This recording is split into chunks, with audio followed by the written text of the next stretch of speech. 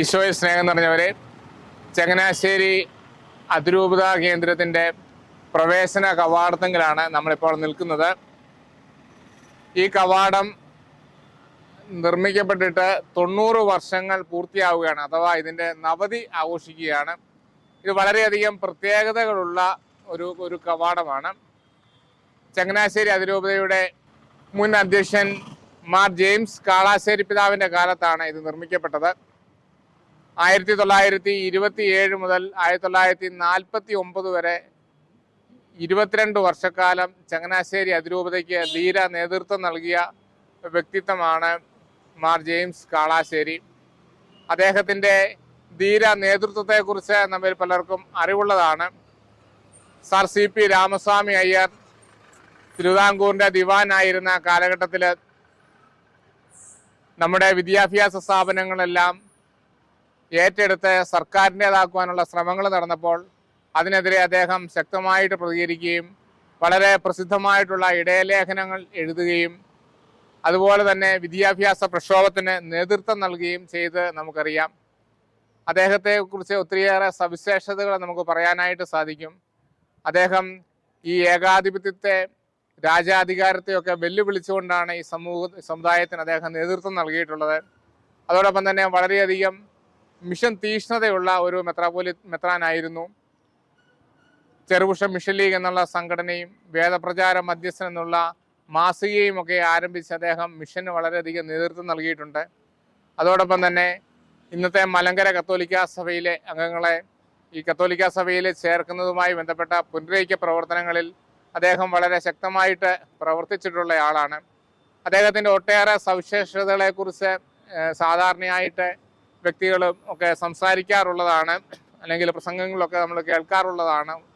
എന്നാൽ ഒരുപക്ഷെ പലരും ശ്രദ്ധിക്കാതെ പോയ ഒരു സവിശേഷത അല്ലെങ്കിൽ അദ്ദേഹത്തിൻ്റെ ഒരു ദർശനം എന്ന് പറയുന്നത് ക്രൈസ്തവ സാന്നിധ്യം വിളിച്ചറിയിക്കുന്ന നിർമ്മിതികളും പ്രതീകങ്ങളും പൊതു ഇടങ്ങളിലും പാതയോരങ്ങളിലും ഉണ്ടായിരിക്കണം എന്ന് അദ്ദേഹത്തിന് വളരെയധികം നിർബന്ധമുണ്ടായിരുന്നു.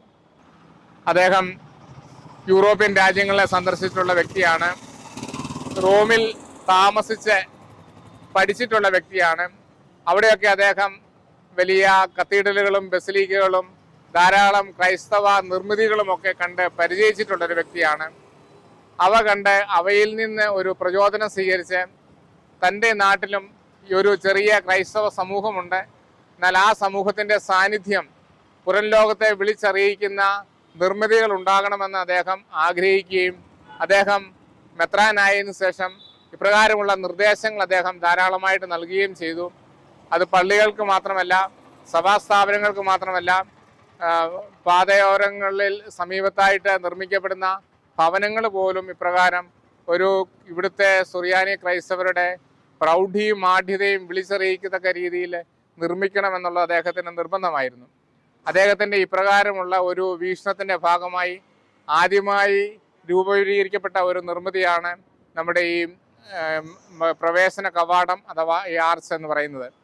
ഈ ആർച്ച് നിർമ്മിക്കാനായിട്ട് ആരംഭിച്ചത് 1933 1933 എന്ന വർഷം നമ്മുടെ കർത്താവ് ഈശോമിശിഹായുടെ രക്ഷായ രഹസ്യങ്ങളുടെ പൂർത്തീകരണത്തിൻ്റെ, അതായത് പീഡാസഹനം, കുരിശുമരണം, ഉത്ഥാനം, സ്വർഗാരോഹണം എന്നീ സംഭവങ്ങളുടെ 1900ാമത് വാർഷികം ആഘോഷിക്കുകയാണ്. ആ ഒരു ജൂബിലിയുടെ സ്മാരകമായിട്ടാണ് ഈ ആർച്ച് നിർമ്മിക്കപ്പെട്ടിട്ടുള്ളത്. അതുകൊണ്ട് തന്നെ ഇതിൻ്റെ മുകൾ വശത്ത്, റോഡിലേക്കുള്ള വശത്ത് റിഡംഷൻ മെമ്മോറിയൽ എന്ന് എഴുതി വെച്ചിട്ടുണ്ട്. റിഡംഷൻ മെമ്മോറിയൽ ആർച്ച് എന്ന് എഴുതി വെച്ചിട്ടുണ്ട്. എന്നാൽ ഇത് കൂദാശ ചെയ്യപ്പെട്ടത് 1934 ജൂലൈ 25 ജെയിംസ് കാളാശ്ശേരി പിതാവിൻ്റെ നാമഹേതുക തിരുനാളായ യാക്കോബ് ശ്ലീഹായുടെ തിരുനാൾ ദിനത്തിലാണ് ഈ ആർച്ച് വെഞ്ചരിപ്പ് കർമ്മം നിർവഹിച്ചിട്ടുള്ളത്. അത് സംബന്ധിച്ച ഫലകം ഇതിൻ്റെ ചുവട്ടിൽ തന്നെ രേഖപ്പെടുത്തിയിട്ടുണ്ട്. പിതാവിനെ സംബന്ധിച്ച് പിതാവിൻ്റെ ഒരു വീക്ഷണ പ്രകാരമുള്ള നിർമ്മിതികളെ മറ്റു പല നിർമ്മിതികളും ചങ്ങനാശ്ശേരി അതിരൂപതയിൽ ഉണ്ടായിട്ടുണ്ട്. ചങ്ങനാശ്ശേരി മാർക്കറ്റിൽ തന്നെയുള്ള 2 കുരിശടികൾ ഇപ്രകാരം നിർമ്മിക്കപ്പെട്ടവയാണ്. ഒന്ന് പണ്ടകശാല കടവിലെ യാക്കോബ് ശ്ലീഹായുടെ തന്നെയുള്ള കുരിശടി അദ്ദേഹം നിർമ്മിച്ചിട്ടുണ്ട്. അതോടൊപ്പം തന്നെ ചങ്ങനാശ്ശേരി ചന്തക്കടവിലും അദ്ദേഹം ഒരു കുരിശടി നിർമ്മിച്ചിട്ടുണ്ട്.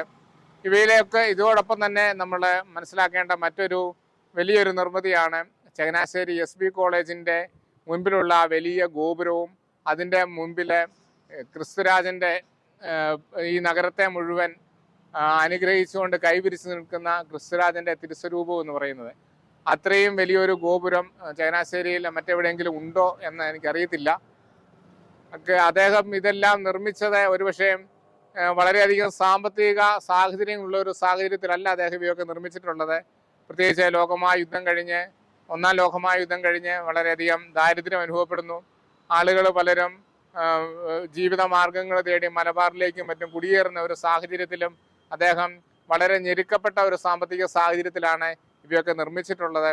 അതുകൊണ്ട് അദ്ദേഹം ഉദ്ദേശിച്ചത് ക്രൈസ്തവ സാന്നിധ്യം അതിൻ്റെ പ്രൗഢിയോടുകൂടി ലോകത്തോട് വിളിച്ചു പറയപ്പെടണം, ഈശോയുടെ സുവിശേഷം പുരമുകളിൽ നിന്ന് പ്രഘോഷിക്കപ്പെടണം എന്നുള്ള ഒരു വലിയ ദീർഘവീക്ഷണം അദ്ദേഹത്തിന് ഉണ്ടായിരുന്നതാണ് ഇപ്രകാരമുള്ള നിർമ്മിതികളെ സൂചിപ്പിക്കുന്നത്. ഈ ആർച്ചിനെ സംബന്ധിച്ചും ഇതിൻ്റെ മുകളിൽ പരിശുദ്ധ അമ്മയ്ക്ക് സമർപ്പിക്കപ്പെട്ടിരിക്കുന്നത് നമുക്ക് കാണാൻ സാധിക്കും.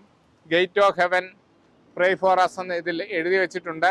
നമ്മളെ മാതാവിൻ്റെ ലുത്തിനിയയിൽ ചെല്ലുന്ന ഒരു വാചകമാണ്, മോക്ഷത്തിൻ്റെ കവാടമേ ഞങ്ങൾക്ക് വേണ്ടി, മോക്ഷത്തിൻ്റെ വാതിലെ ഞങ്ങൾക്ക് വേണ്ടി പ്രാർത്ഥിക്കണമേ എന്ന് നമ്മൾ ലുത്തിനിയയിൽ പ്രാർത്ഥിക്കാറുള്ളതാണ്.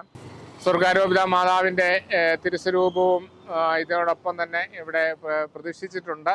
അതേസമയം തന്നെ ഈശോയുടെ രക്ഷാകരഹസ്യങ്ങളുടെ റിഡംഷൻ ജൂബിലിയുടെ ഭാഗമായിട്ട് നിർമ്മിച്ചിരിക്കുന്ന ഒരു ആർച്ചാണ്. ഈ ആർച്ചിനെ കുറിച്ച് പൊതുവെ പഴമക്കാരെ പറഞ്ഞു കേൾക്കുന്നത്, ചരിത്രരേഖകളിലൊന്നും നോക്കിയിട്ട് കാണാൻ സാധിച്ചിട്ടില്ല എങ്കിലും പഴമക്കാരെ പറഞ്ഞു കേൾക്കുന്നത് ഈ ആർച്ച് 1934 നിർമ്മിക്കപ്പെട്ടു. അതേ 1934 തന്നെയാണ് തിരുവിതാംകൂറിൻ്റെ രാജകൊട്ടാരമായ കവടിയാർ കൊട്ടാരം നിർമ്മിക്കപ്പെട്ടിട്ടുള്ളത്. അതിനുശേഷമാണ് CP രാമസ്വാമി അയ്യർ 1936 തിരുവിതാംകൂറിൻ്റെ ദിവാനായിട്ട് ചുമതലയേൽക്കുന്നത്. പിന്നീടുള്ള സാഹചര്യത്തിൽ കാളാശ്ശേരി പിതാവും അദ്ദേഹവും തമ്മിൽ ഉള്ള അഭിപ്രായ വ്യത്യാസങ്ങൾ ഉണ്ടാവുകയും അദ്ദേഹം ഒരു പ്രതികാര മനോഭാവത്തോടു കൂടി ഈ ചങ്ങനാശ്ശേരി രൂപതയോട് പെരുമാറുകയും ചെയ്തു. അതിൻ്റെ ഫലമായിട്ട് അദ്ദേഹം ഒരു ഉത്തരവ് പുറപ്പെടുവിച്ചു. ഈ കവാടത്തിൻ്റെ ഉയരം തിരുവിതാംകൂർ കവടിയാർ കൊട്ടാരത്തിൻ്റെ കവാടത്തേക്കാൾ ഉയർന്നു നിൽക്കുകയാണ്, പൊക്കം കൂടുതലാണ്. അതുകൊണ്ട് ഇതിൻ്റെ പൊക്കം ഉയരം കുറയ്ക്കണമെന്ന് അദ്ദേഹം കൽപ്പന പുറപ്പെടുവിച്ചു. എന്നാൽ കാളാശ്ശേരി പിതാവ് അതനുസരിക്കുവാനായിട്ട് തയ്യാറായില്ല. ഈ കവാടം, അദ്ദേഹം പണിതുയർത്തിയ കവാടം അതേപോലെ തന്നെ നിലനിർത്തുകയാണ്. അതുകൊണ്ട് തന്നെ ഈ ഒരു കവാടം നസ്രാണിയുടെ നട്ടെല്ലിൻ്റെ പ്രതീകമായിട്ട് കൂടിയാണ് ഇവിടെ 90 വർഷമായിട്ട് ഇവിടെ ഉയർന്നു നിൽക്കുന്നത്.